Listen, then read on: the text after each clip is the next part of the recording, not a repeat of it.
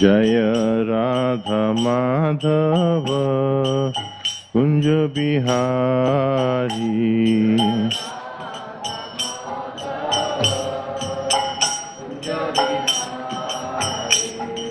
गोपी जन वल्लभ गिरिवरधारी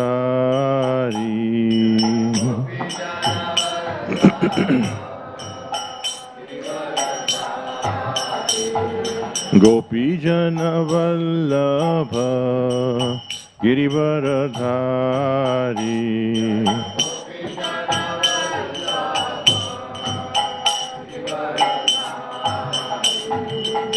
यशोदानंदन व्रज जन रंजन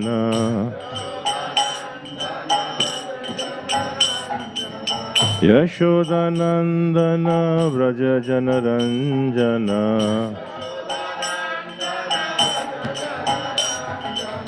यमुना तीरावनचारी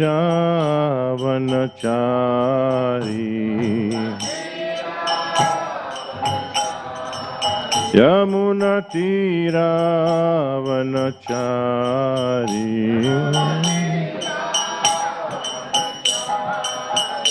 जय राधा माधव कुंज बिहारी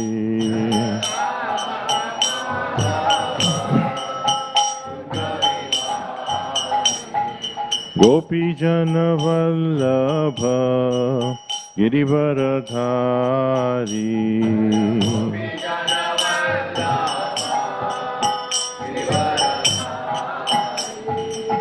यशोदानंदन व्रज जन रंजन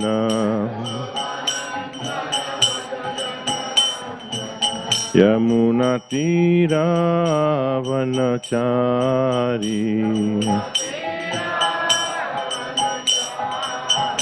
जय राधा माधव कुंज बिहारी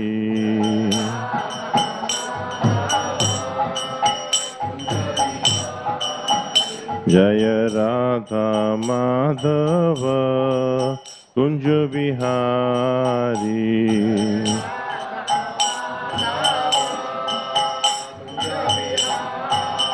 हरे कृष्णा कृष्णा कृष्णा हरे हरे हरे राम राम राम हरे हरे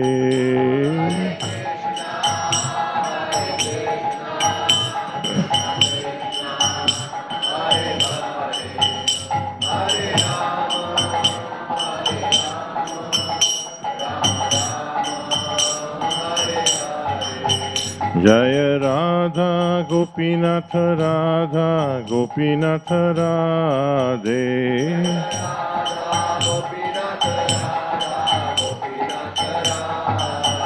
जय गौरनिताय गौरनिताय गौरनिताय जय गौरनिताय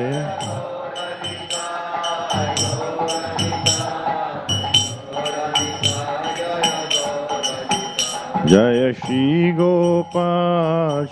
गोपाल श्री गोपाल जय श्री गोपाल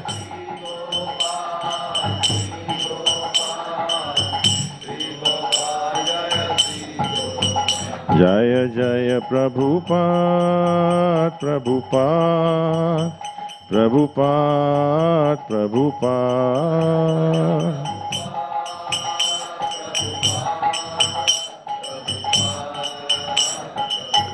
जय जय गुरुदेव गुरुदेव गुरुदेव जय जय गुरुदेव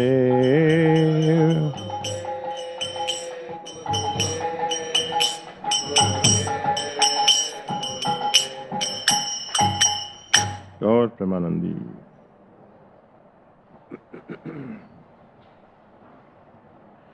ओम नमो भगवते वासुदेवाय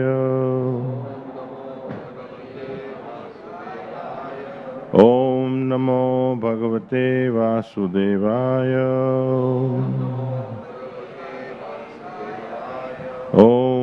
Namo Bhagavate Vasudevaya.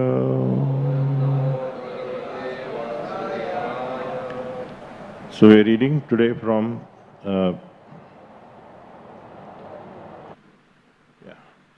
chapter Srimad Bhagavatam, Canto 2, text, Canto 2, Chapter 9, chapter entitled Answers by Citing the Lord's Version, text number 12.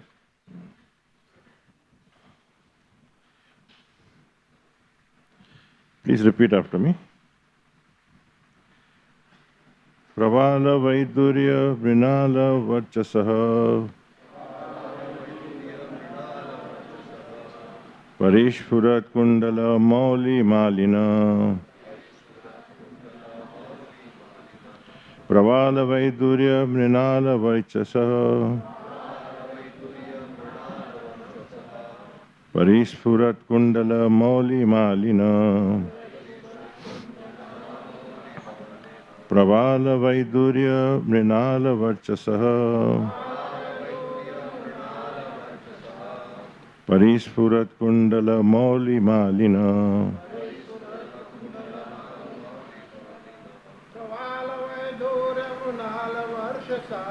Pravala Vaidurya Mrinala Varchasa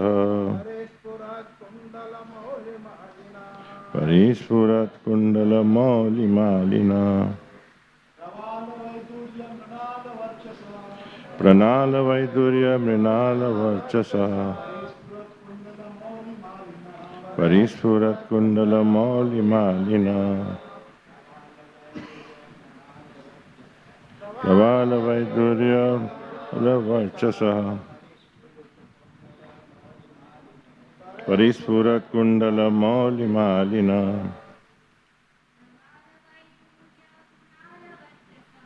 Pravala Vaidurya Mrinala Varchasa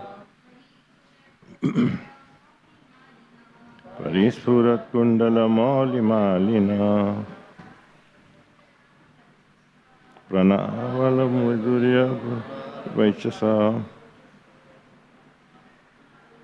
Parishpurat Kundala Mauli Malina Pravala, coral. Vaidurya, a special diamond. Mrinala, celestial lotus. Varchasa, rays. Parishpurat, blooming. Kundala, earring. Mauli, heads. Malina, with garlands. Translation and purport by His Divine Grace, A.C. Bhaktivedanta Swami Srila Prabhupada. Translation. Some of them are effulgent like coral and diamonds in complexion and have garlands on their heads, blooming like lotus flowers, and some wear earrings. Purport. There are some inhabitants who have attained the liberation of Sarupya, or possessing bodily features like those of the personality of Godhead. The Vaidurya diamond is specially meant for the personality of Godhead, but one who achieves the liberation of bodily equality with the Lord is specially favored with such diamonds on his body.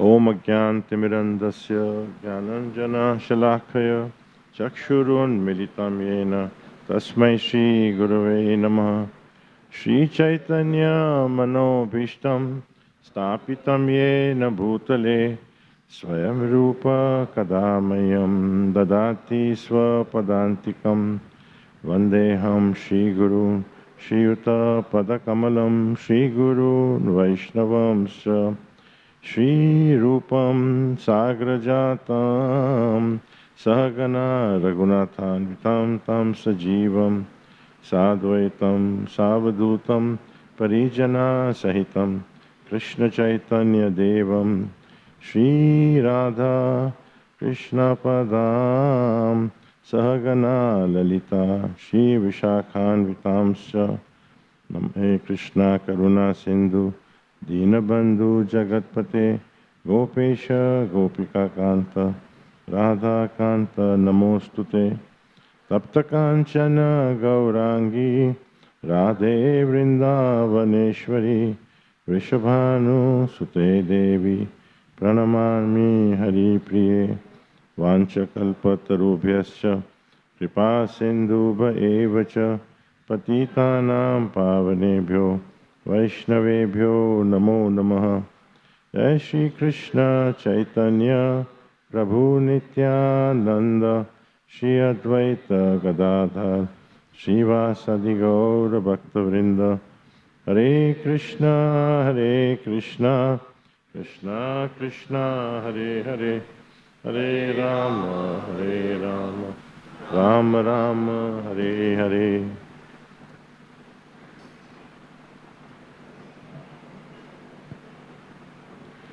Hare Krishna. So today we continue reading from the Srimad Bhagavatam, and over the last few purports we have seen a very beautiful description, especially in the purports by Srila Prabhupada, of Vaikuntha, the spiritual world. We have a glimpse of that, and I'll just quote a few words to get the context of today's discussion. He says that the inhabitants there, they abide by the instructions of the Vedic literature. And material qualities, especially the modes of passion and ignorance, are completely absent. And Srila Prabhupada writes, I quote him, he says, the whole situation there is one of freedom from the illusory manifestation of the external energy. So this, in a nutshell, gives us an idea of what the spiritual world is like, how different it is. Perhaps it's difficult for us to visualize. It's like if we are 5 years old and when we are told something about world politics, we wouldn't understand. Perhaps it's something like that. We think we know, but unless we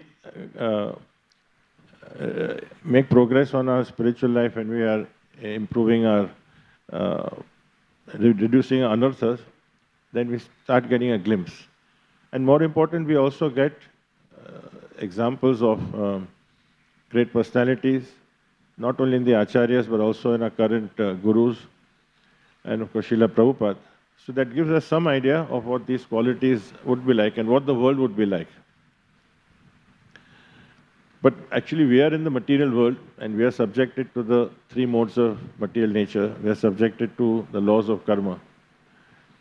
But then Krishna says in Bhagavad Gita that, and this is a very striking statement, Krishna says that real intelligence, a person who uses his real intelligence can destroy his karma. Now, how does he do that? Because Krishna says that such a personality, he doesn't go by, because he destroys both his piety and his sin. See, normally our tendency would be that we would like to enjoy our pious reactions and avoid the sinful reactions. And we, in fact, most people who even take to spirituality or religion feel that actually increasing piety is the goal. And it's like stacking up the assets and you have liabilities. Increasing the pious activities more and more would mean that is the final goal. Actually, it also becomes binding. As this is where Krishna really brings this revolutionary thought. So a great personality demonstrates that by his actions, he is actually, by taking to the lotus feet of Krishna, by remembering Krishna at all times, he transcends that and he is destroying both his piety and his sin. So we'll take an analogy which might make it easier to understand why piety is also binding. Let's say, this is an example given by Srila Prabhupada himself, that there is a jail, and then in the jail you have prisoners. Now the prisoners are serving sentences according to their crimes. So they also have their tasks according to their crimes. So those who have probably a thief, or somebody who has just broken into someone's house would get a lighter sentence, and he would not go through, say, rigorous imprisonment. He may be giving, in the prison, he may be having a task of managing the library or, cleaning the floors or gardening, but he's still a prisoner. And then those who have criminal activities, say murderers or people who assaulted others, would get rigorous imprisonment, maybe 15 years, 20 years, lifetime. And then they have to go through rigorous imprisonment. So they have got much more difficult physical duties also. Now, supposing a judge were to come there, somebody who has the authority, and he says, okay, all of you have one wish. Whatever you want, I'll fulfill it. And then the prisoner will come and say that, can I have 1 day lighter duty? Or somebody will come and say that instead of getting flogged once a week, can I get flogged once in 2 weeks? Or someone will say that, can I get a better set of clothes? So we would say that how foolish this is. A real intelligent person would be saying that, can I get out of it? Can my sentence be dropped? Can I just walk away? So in our case, since we are caught up in pap and punya, that we have done sins and then we have to do pious activities, so we are trying to, it is relatively speaking, but Krishna says that both sukruti, that is pious actions, and duskruti, impious actions, sinful actions, are both destroyed by one who remembers Krishna. So just like in the prisoner, the real intelligence is one who would say that I want to get out. I'm not asking for better clothes or something little better than, our mentality is that we would like to just improve our present circumstance or reduce our pain, right? So if you're on a scale of 0 to 10, if you're at 5, you want to go to 7, or you want to, try to see that what is bringing us down to 3, can we stop that and I remain at 5, or can I be pushed to 7? That's the scale, we keep moving there. But someone wants to completely move out of that and would really be considered intelligent. So because we do not remember, if we don't come to the Krishna's understanding of how, through the Bhagavad Gita, what our situation is and what the soul's needs are, we will constantly be looking at, without guidance, just how I can minimize my pain and increase my pleasure. And then somehow we fit Krishna in that. So,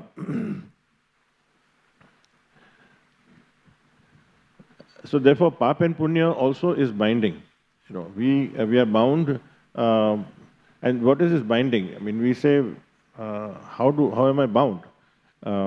We are not, when we give the example of prisoners, we said we are not prisoners, we are all free. I can walk out of this room. There's no ropes. But there are invisible ropes. There are invisible bindings. And these bindings are the modes of material nature. And that is where, because of our limited understanding, we do not see through the real intelligence, where we cannot see how the subtle ways of being bound. And these bindings are through our karmic reactions, these bindings are through our desires, these bindings are through our various requirements. We get bound, that we are looking at, we are only looking to see how I can improve my health, improve my salary, improve my housing situation, how we can go from present situation, I can add something more. So it is not that we don't do that. It is not that we have activities which are based on our responsibilities. So we have a variety of responsibilities. The largest responsibility is to remember where we came from, or try to understand where we came from and try to get out of it by coming to Krishna. But it doesn't mean that it is not possible. We are not in Satyug, we are in Kalyug, and we have got variety of responsibilities as family members, as students, or as professionals. Whatever we are doing, we have a lot of responsibilities at any situation, and we have to discharge that. So in the discharge of the responsibilities, there are many things that may be needed to do. We may have to consider how we can improve our present situation, because it's our responsibility to see that we can leave something behind for our family, etc. But in the context of where we fit in, what Krishna has designed for us, remembering Him and trying to serve Him in the best way is the overall most important thing. And otherwise, what happens, our mind, the nature of the mind is to keep fluctuating. So we will always be thinking of, I'll do this which is good for me. We go for immediate benefits, right?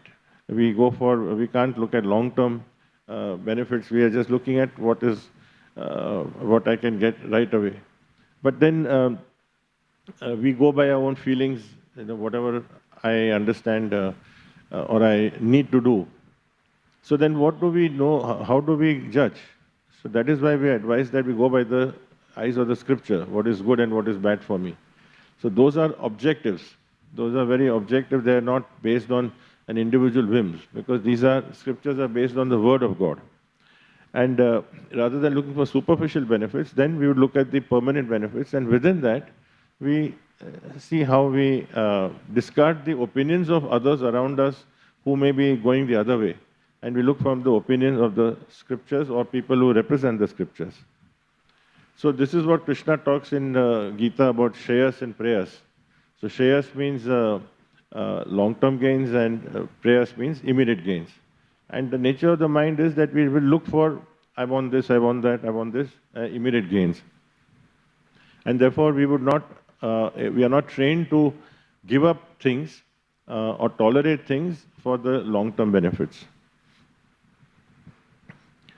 But only when we are in association with those devotees who have similar goals, or goals which are based on scriptural injunctions, those who are following the great acharyas, then we understand how we can minimize our problems. Because why it is not that what does a great personality see? So he sees that coming to the lotus feet of Krishna immediately reduces our problems. It is given as an example, it's a very beautiful analogy. Like he sees that Krishna can compress all the problems, which is like the analogy of that we're drowning in the material ocean, because it is so vast that we are completely caught up, we are tied up, we just don't know where we are going, and that is really the fact with anyone today. We are so puzzled. So completely crossing the material ocean becomes impossible. But if we turn to Krishna, then He compresses it into the size of a small puddle, which is the size of a hoofprint of a calf. Now, calf is a small cow and a baby, and what is the hoofprint size? I mean, just this much. So if this is what Krishna says, that the compression of the entire material world is compressed to a small puddle. So that is the water body, which becomes something which even a child can cross. But the issue is that we have to turn towards Krishna and give up our own independent thinking and our own personal desires and interpretations, concoctions, based on what we feel. Because the mind makes us feel that what I am thinking is really what is the best for me. And we can rationalize so many things. We can be the victim in a situation, and we can, on the same situation, we criticize someone because that person is wrong. We come down very heavily there, we become the judge. And later, when we have a similar situation, when we are in that position, we can look at the other side and become the victim. This is how I think all of us experience it. This is how the mind tricks us. So therefore, the superior than the mind is the intelligence, and purifying the intelligence really catches the reins and tries to control the mind. So therefore, real intelligence actually means that we turn to Krishna in so many ways. So the analogy also is given that how this is a constant battle, and in a battle we have to use weapons. So when we are bound in by chains, like a prisoner is bound, we have seen in movies how the hero will come and then if the heroine is bound in a jail or prison, comes with a sword on a horseback and cuts the chains, because it's impossible to untie because it's very, very complex. So our chains are even far more complex than the physical chains. So then what is that weapon of that sword which can cut that? That sword is the remembrance of Krishna. So the remembrance of Krishna is the weapon which at one stroke cuts the chains, and then we are free. But it is not like remembering means I just looked at Krishna and I remembered, so that's it.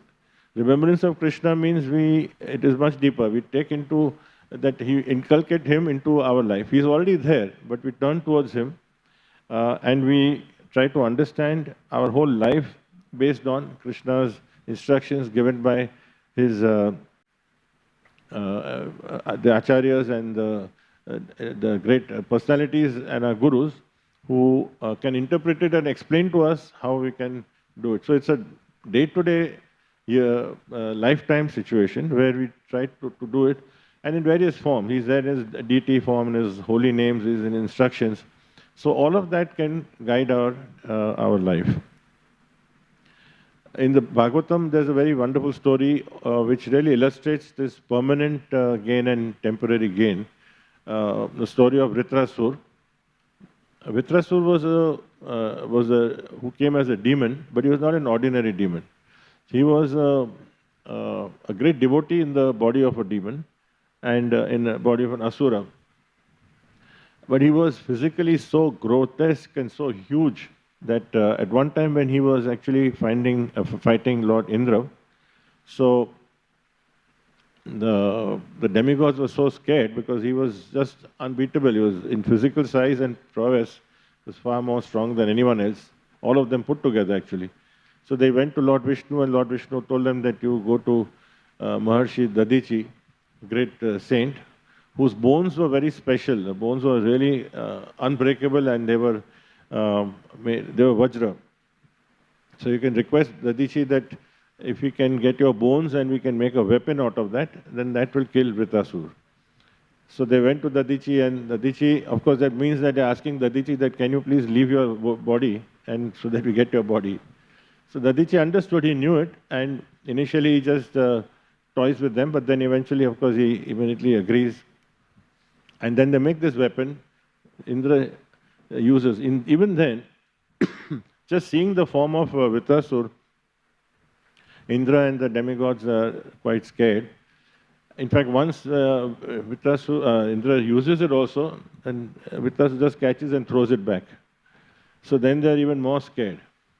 But Vritrasura, being a great devotee and also understanding the purpose of what he is there for and what is, so he was true to his demon origin. He has to also do his responsibility. But he also understood the mind of Indra. And it is, in one sense, quite instructive, but also amusing to know how Vritrasura, who is a demon, and here's Indra, who is the king of the demigod, or the leader of the demigods.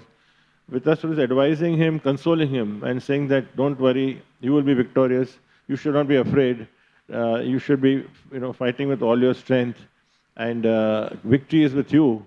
So it's very difficult to understand how someone who is already, it's like a parent telling a child, no? The parent is of course stronger, but telling the child that, okay, you will be victorious. But here, of course, the only difference is that Vritrasura, being a devotee, knows that you cannot, that he very happily embraced Lord Vishnu's goal and desires, and he knows that he is just he is nothing compared to the Lord. So he's telling him, don't lose heart, don't worry, and consoles him. And he guarantees him. He says, I guarantee that you will be victorious. So, and then he gives such wonderful prayers when Indra uses the weapon, and one by one, Vritrasura's body is getting dismembered. So Indra is wondering that, Vritrasura's position and my position, and Vritrasura also saying that I am, so he makes the point, he says, he's very happy and contented because he says, you are winning this, but you're going to remain here. I lost the battle and I'm going back to God. So the point was that I'm getting the permanent gain, and you are getting a temporary gain, but you are still stuck in this, you are going to be remaining here. Okay, it is Swarga, but still you are where you are. So, similarly for us, the permanent victory is something which is which may be elusive for us as long as we follow our own instincts. But when we see from the eyes of Shastra and the eyes of great personalities and try to follow them, one is to understand, but the other is that we dedicate our lives to serving them. Then we invoke the mercy of the Lord, and once we invoke the mercy because He sees that we are trying to please, then He takes control, and then whatever happens in our life, it is not like a fairy tale that when He takes control of our lives means the doors open and we're just walking up the stairs straight into Vaikuntha. The way He does it, He will do it in a way which we will never understand. It may come through some very painful situation. It may come through some immediate shocks. It may also come through some very extreme pleasant surprises, which can also be a test because if we are not stable, in fact, it's more difficult to tolerate very happy situations than even more difficult situations. So, therefore, the most important point, or important quality that we really need to have is, as Krishna says repeatedly many times, that just tolerate. Tolerate, tolerate, tolerate. Tolerate the temporary gains and losses, that tolerate, just like it is very instructive that when Krishna tells Arjun in 2.13 in Bhagavad Gita that first He tells him that you are not this body, you are the soul, dehinosmin yatha dehe. Immediately the next shloka, matra sparsha su kaunteya shitoshna dukha dukha, immediately after that He tells him that tolerate the changing seasons. Matra sparsha su kaunteya shitoshna. Shitoshna means heat and cold. So that is on the bodily level you have extremes. Sukha dukha is on a subtle body. One is the gross body, one is the subtle body. So on the subtle body, the sukh and dukh will also come. So the changing seasons, like how you have winter, now you are in monsoons. After that, we will have the winter season. So Krishna it is meaningful to know that Krishna talks about tolerance just after He has spoken about the soul. So that is the important thing which He tells Arjun also, that sometimes you may be, somebody will honor you, somebody will dishonor you. Like we see in Arjun's life also towards the end, when Krishna has gone away, of course Arjun understands that once Krishna has gone, then he has nothing to, he has no ability, practically. Even the same Gandiva could not do, he could not defend all the Yadus and the ladies, and he loses against very small, where he could have easily won. So Krishna is the power, Krishna is the strength, and therefore when He instills us with victory, or when He instills us with defeat, it may be in an exam, it may be in our profession, so many events are there. So making the full effort, like we saw in Mahabharata, the Pandavas were alive, but the Pandavas had so many other great generals. Drishtadyumna was there and Drupad was there. They were so they also went back to God, and they fought, but they on the physical level they died. So whether we are victors or we have lost is really not seen from the external point of view. And our training, the intelligence, is to see not from the external point of view, because we judge people and we judge situations, we judge our own happiness and distress, because our mind also looks at the same way from an external point of view, always. Partly we are guided by opinions of others, and partly the way society works, we think this is the way it is. So this is where the intelligence is to understand and go through the Shastra, and if we are not convinced, we have to question it. But it is so perfect because it is the word of God, and also we see people whose lives are so exemplary over not just one day, 1 month, but years and years, decades. Srila Prabhupada, we celebrate his 125th anniversary. Why is it that, he was not just the 12 years that he established ISKCON and he was physically here, but we are seeing after 50, 60 years after his departure also, that whatever he said, whatever he did, how he lived his life, if anything, it is even more relevant and more entrenched now than ever before. Same way we can see with the great personalities, even within our movement, who have spent 50, 60 years, and they are constantly, now they are the last part of their lives, but we have lost some, recently also His Holiness Gopal Krishna Maharaj, and Bhakti Charu Swami. I mean, these great personalities, we all, if we know about them, that what they've done is just incredible service, how loyal and how dedicated, how convinced they were that the only goal is, one goal is to serve their spiritual master, because he knows how to help us develop love for Krishna. So this is where our intelligence comes.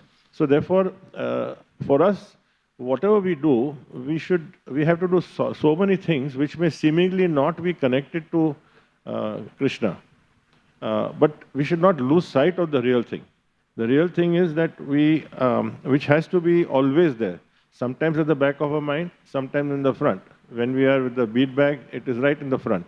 But when we are in our workplace, or when we are doing our other services, when we are in our colleges or we're studying, it is at the back of our mind.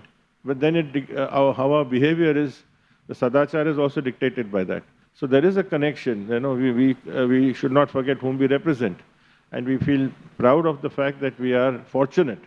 It's not our credit, but we're fortunate that we have got this benefit. There's a wonderful statement by His Holiness Swayam Bhagwan Keshav Maharaj, who had come recently. So he has written many books, but one book, Tattva. So he says, the two most revealing times in life come when we are in solitude and when we are in stress. Very simple, but so profound. I'll just repeat, the two most revealing times, revealing meaning when we are completely, which actually we are exposed, I mean, we understand where we are. The two most revealing times in life comes when we are in solitude and when we are in stress. That means we are completely alone. When we are completely alone, only Krishna is there. But if we recognize Krishna, then we'll be guided by him. Otherwise, that's the time when we so-called let our hair loose, let go everything, have a secret life. There's a parallel life which we lead when nobody is looking. That is hypocrisy. So that is when we are alone, and then when we are in stress. When we are in stress, we can lash out, we can speak anything, we can our uncontrolled anger. Now, I'm saying these things, we are all succumbing to that often. But if we are aware of it, and if we know that it's a weakness that we have to overcome, then surely we will overcome if we are taking help.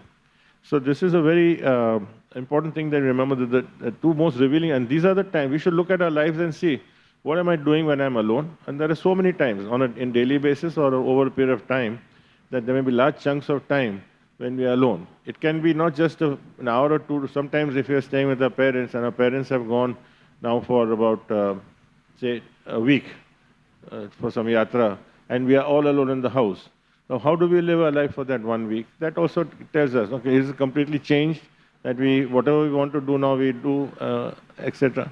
So whenever we have opportunities on our own, completely, what is it that we want to do? And on the other hand, when we are under stress, which is most of the time, a lot of the times, first of all, we allow that stress to be there. So, of course, a devotee, when he sees that, he can substantially reduce the stress. That's a big benefit.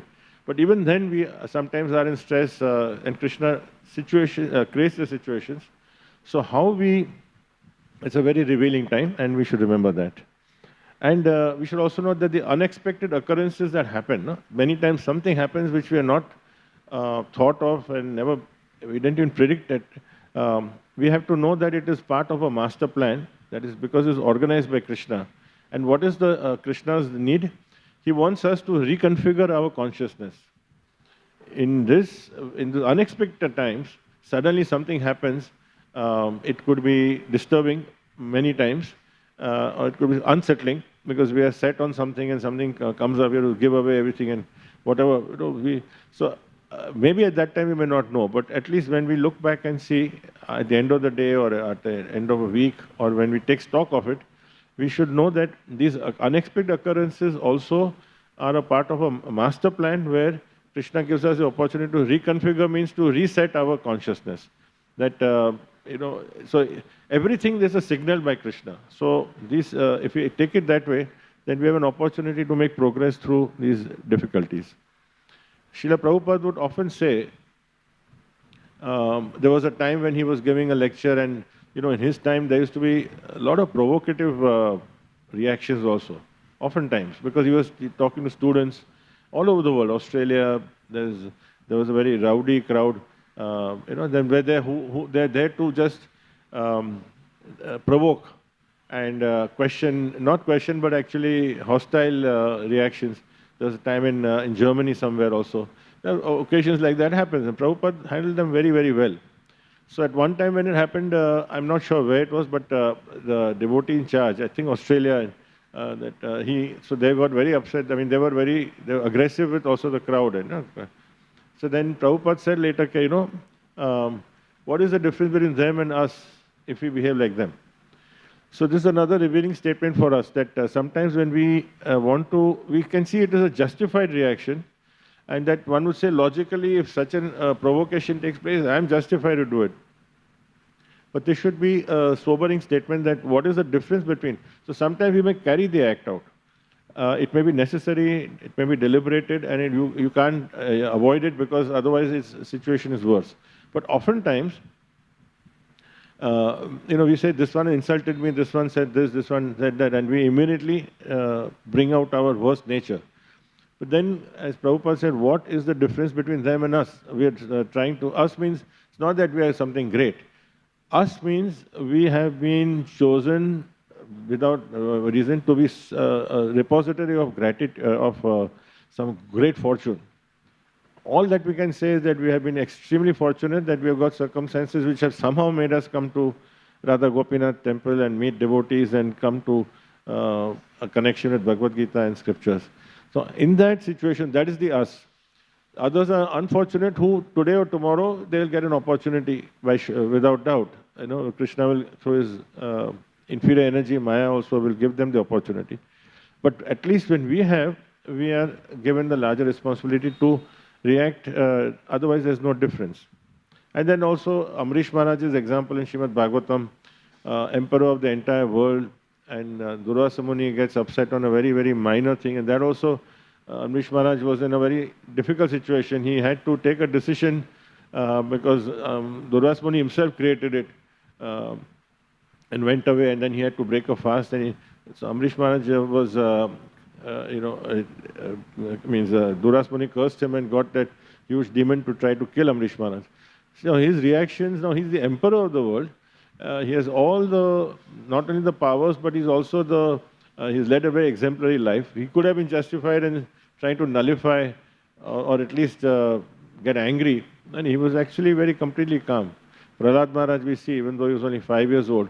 So these examples and stories in Srimad Bhagavatam are there for us to constantly evaluate how we are facing, how we can measure up in such situations.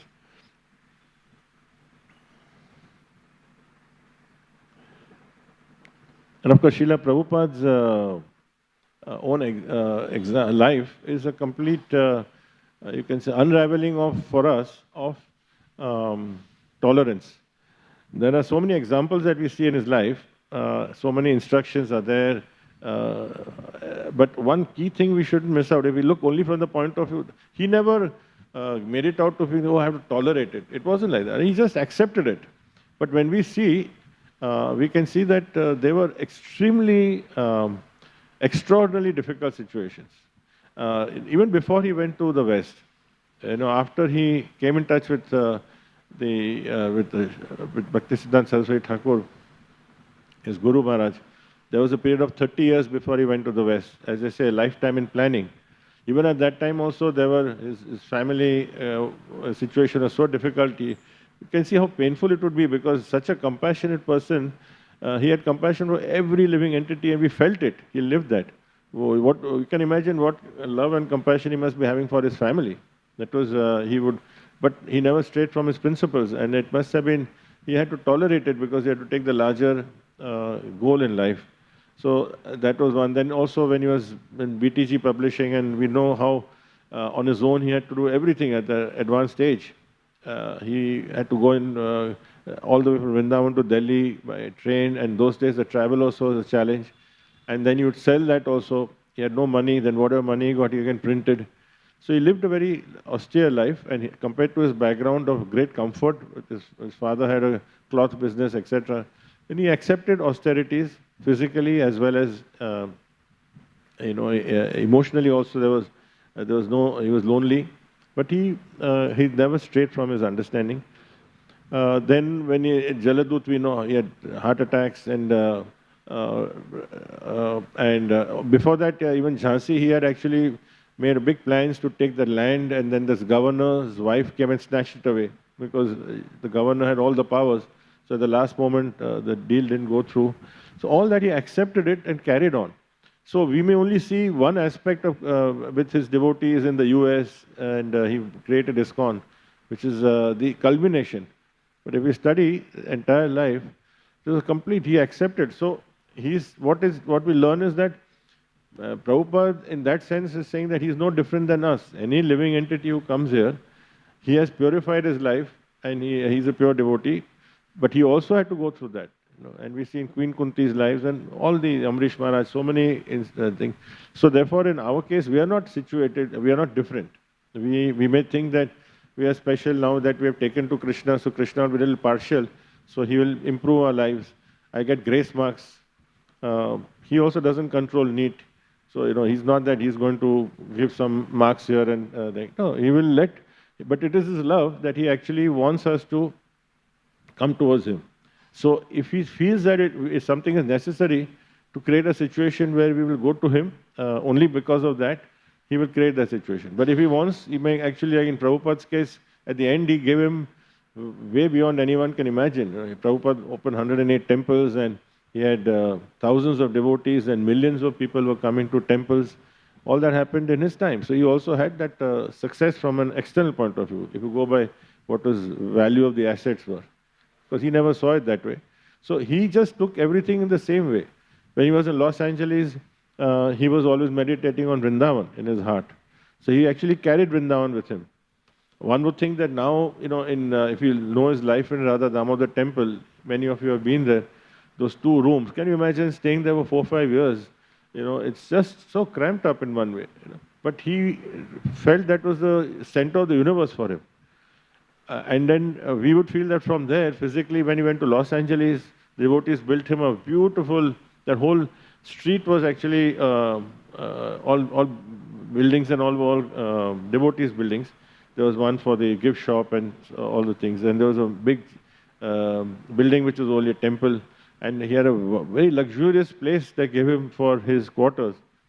So Prabhupada had no difference. Prabhupada was always still thinking of Vrindavan days.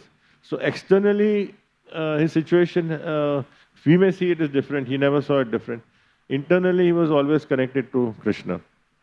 So he has transcended that. He transcended, and even before after he went to the US, that's another thing which, if you really read the Lilamrit, I would say read the second part out of the 6th volume, which people generally don't see that. When the period when he landed in September 65, and Matchless Gift came up in July 66. So we know so much about post-Matchless Gift, how Hayagriv Prabhu, met him, and then Mukund Maharaj helped him to open the Matchless Gift.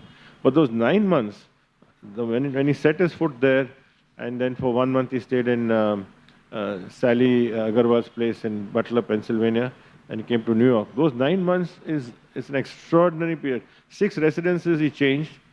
That's the time he almost died. They almost killed him. He was in the worst of the the New York underbelly, or the drug menace, and how he went through that.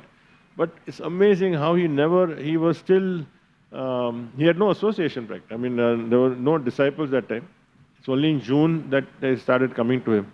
So that's also a very instructive period for him. So all the tolerances that Prabhupada showed is what we are seeing here. And then the bone-chilling winter that he went through, the first winter, he had never seen snow. So when the snow came, he actually thought that there was some plaster or something, outside his window. He never seen snow in his life. He was so excited, and he's just like a small child. So he took everything, that is the real meaning of transcendence. If we don't know, we just see Prabhupada's life. He was just floating over it. It didn't matter. At one level, things were happening which we couldn't even imagine. That even one event like that would shake us and we would say, forget it, I can't do it. But he just took it. He said, whatever happens, he was prepared for the worst. No? As he had told Sumati Morarji, which also he had to beg at her feet to get the ticket. And she was saying, no, Swamiji, you will not survive. But he told, okay, whatever happens, I have to go for my guru. So he was prepared. It wasn't that he had the script ready, that he will survive and this is going to happen. It's not like in the movies. He just put his complete faith. So, as he said, later, that when he stepped off the Jaladuta in Boston Harbor, he said, I did not know whether to look left or right. He had no idea what he had to do. That's the mood in which he was, how he put himself completely on the lap of Krishna, and Krishna directed his life. So for us, these are various instances, and we are very fortunate that there are glaring examples right in front of us. And even around us, we see devotees in our congregation also. When we come to know, each one has their own story. Each one has his or her own story, and some of them are, having such incredible challenges. I'm constantly amazed, and I said, if I were to put in that situation, I would never even remain in Krishna consciousness. I would find it difficult. And still, in the particular situations, there almost everything that can go wrong is going wrong, and still they stick to Krishna consciousness. So these are all for us to understand that at the end of the day, the spiritual world is one sense very far, but on the other hand, if Prabhupada could create the spiritual world, he was carrying it with him. From our point of view, we can get a glimpse of it and we can come nearer just by doing our duties, responsibilities, but in such a way that the major responsibility, the most important one of understanding where we come from and where we need to go and what our purpose is and how grateful we are that we have got this link to Krishna consciousness. If we discharge that, then all other things we can tolerate. And we can look back in our lives. If we have, if you come 5 years ago or 10 years ago in connection, so many things have happened. And you can say that if those things were to happen, but if Krishna was not in your life, what would have happened? That's one way to look at it, that many things may happen in someone's life and after 15, 20 years, they say, oh, I've come to Krishna's feet and what happened? But just imagine if that happened and you did not even have any understanding of Radha Gopinath ji, Krishna, etc., we could have turned a criminal. Many stories we hear about people who really do some nasty thing. They are unfortunate because they have seen they develop hatred, they go into drugs, depression, so many things. Because they were so unfortunate at this time. Maybe their fortune will open at some point in time. Then we should see that how grateful we should be. So that always the cup is half full or half empty. If we look at the problems and see where our challenges are, but on the other hand, we are so fortunate that in spite of all that has happened, we have something, we've been an association of great devotees, examples are there, the process is there, and and if we are able to come here to the temple means we have actually been given the access. All these tools have been given. So the weapon of remembrance of Krishna is actually given, the sword is given to us, so we can really use it to cut the chain in this way. So while it is not easy and it's not going to happen overnight, but the process, because we have impurities, we also face so many, even we have doubts about Krishna consciousness. But let's not forget that there are times we are so happy. We do experience happiness. So that happiness is where there is unmotivated because we don't have any other gain. It's just that we just being, just following the process, we have been giving glimpses. So those glimpses are enough to make us stick to it and try to, make that a permanent aspect of our life. So we'll stop here. Hare Krishna. Sorry.